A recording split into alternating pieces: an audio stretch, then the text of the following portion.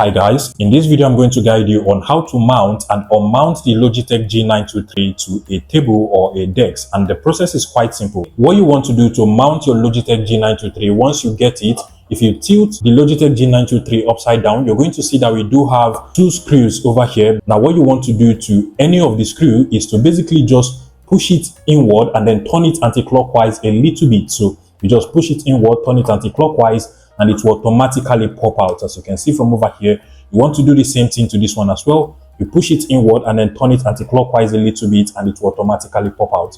Now at this point, you can continue to turn anti-clockwise, and you're going to notice that the hooks at the back of the Logitech G923s will start to open up. So you just want to continue to tilt it anti-clockwise, and you're going to notice that it will automatically start to open up. And once you're done, you just want to go ahead and place it on your table just like this, or your desk, and then you can continue to screw it back now clockwise. So now you want to go ahead and screw it clockwise just like this. You want to continue to do it until you're sure that it is now very tight with your table, that is, it is now firm with your table. And once you're done with that, you just want to do the same thing again. So push it downward, and then you want to turn it clockwise now, and you're going to notice that the screw will now remain inside. You also want to do the same thing for this other screw. So use your hand to screw it clockwise now until it becomes firm with your table.